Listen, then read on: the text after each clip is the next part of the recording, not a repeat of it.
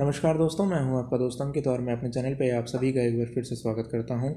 दोस्तों, आज हम लोग how to draw on tone paper पे सेकंड एपिसोड में आपके साथ हैं और इसके बारे में आज हम डिस्कशन करेंगे फर्दर कि हमें कैसे और ज़्यादा आगे बढ़ना है लेयर्स को लेकर के।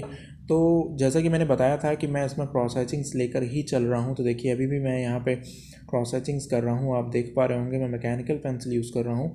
आप चाहें तो कोई भी पेंसिल यूज़ कर सकते हैं, ऐसा नहीं है कि आप मैकेनिकल पेंसिल यूज़ करेंगे then only you can find the results. You can find the results using different pencils as well, even a wooden pencil. So this is not a big problem here.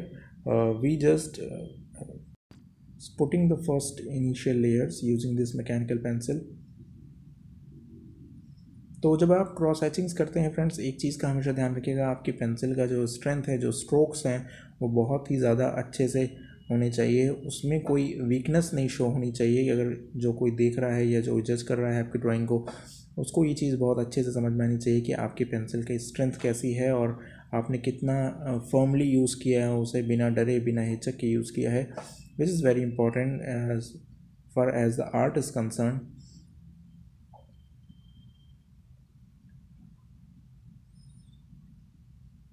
Further देखिए हम आगे बढ़ रहे हैं and we are using this pencil again. Now I am using a white pencil, white charcoal pencil to getting some highlights on the jawline and the cheekbones.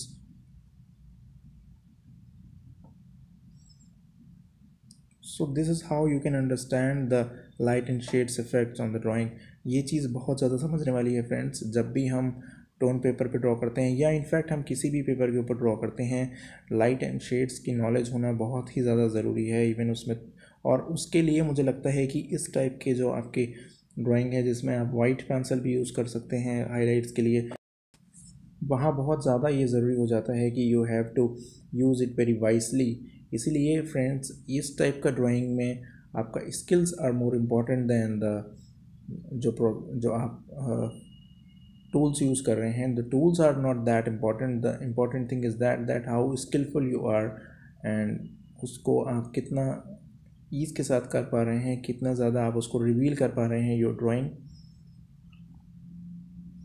अब जैसे कि मैंने आपको प्रीवियस वीडियो में भी बताया था, we are not here to follow the realistic results but we are going to do some experiment with other kind of art styles like impressionism and surrealism.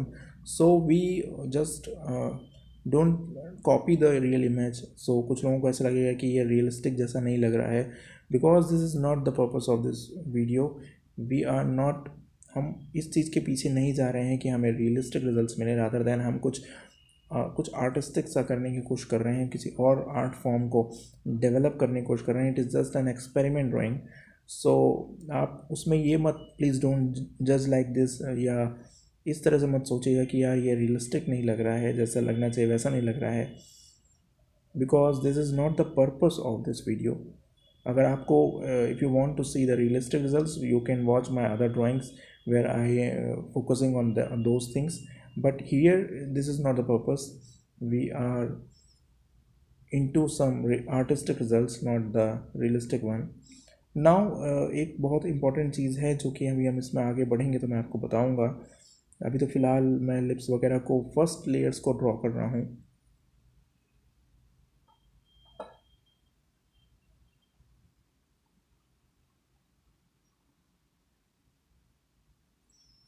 जैसे मैंने आपको पहले बताया था फर्स्ट वीडियो में कि हमेशा वाइट जो पेंसिल है उसको आप सबसे पहले यूज़ कीजिए पेपर के ऊपर, and then you move forward with the graphite pencil and the other pencils. Because आप वाइट के ऊपर चारकोल वाइट के ऊपर आप ग्रेफाइट को यूज़ कर सकते हैं, but once you use the graphite तो फिर उसके ऊपर चारकोल यूज़ करना इट्स वेरी डिफ़िकल्ट।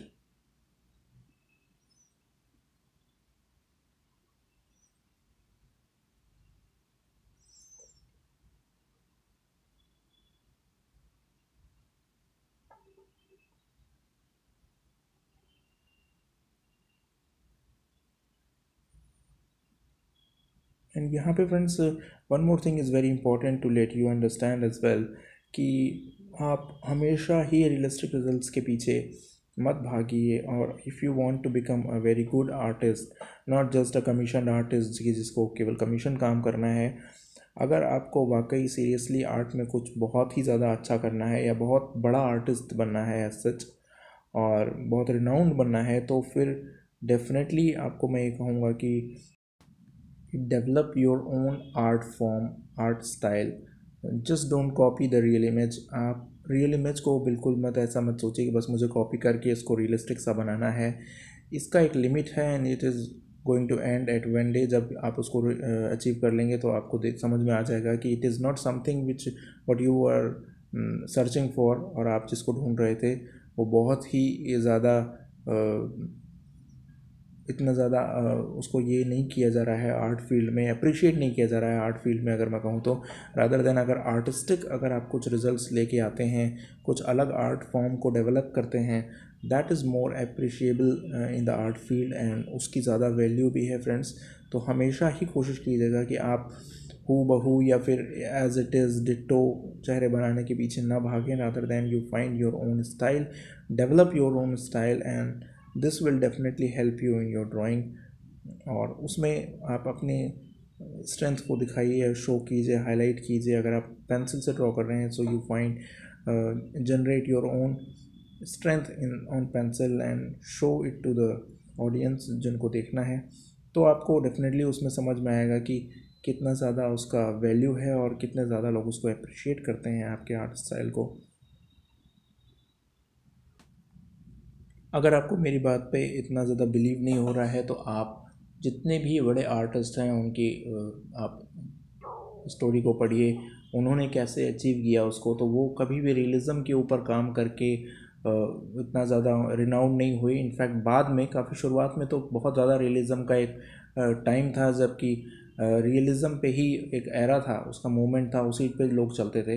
बट उसके बाद फिर जो अलग अलग आर्ट फॉर्म आए, इम्प्रेशनलिज्म हो चाहे सररिज्म हो, तो उसमें फिर दूसरे टाइप के रिजल्ट्स को अचीव किया आर्टिस्ट ने और उस पर ज़्यादा रिनाउंड हुए, ना कि रियलिज़म पे।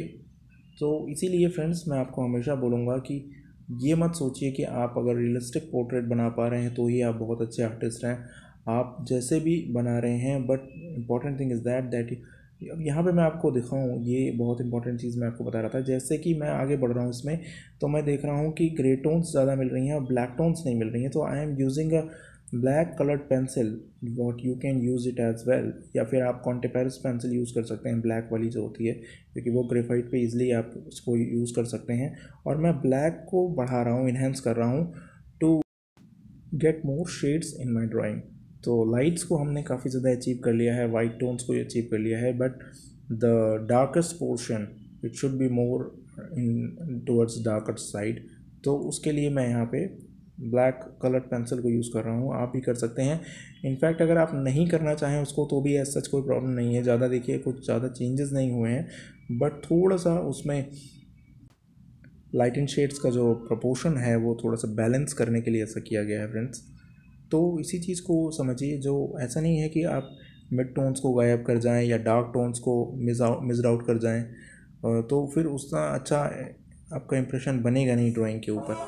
तो इस चीज़ का हमेशा फ्रेंड्स ध्यान रखिएगा कि सारी टोन्स को आपको लेकर चलना है, और जब आप ऐसा करते हैं तो आप बहुत ही अच्छे रिजल्ट्स ऑप्ट कर सकते हैं ड्राइंग के ऊपर।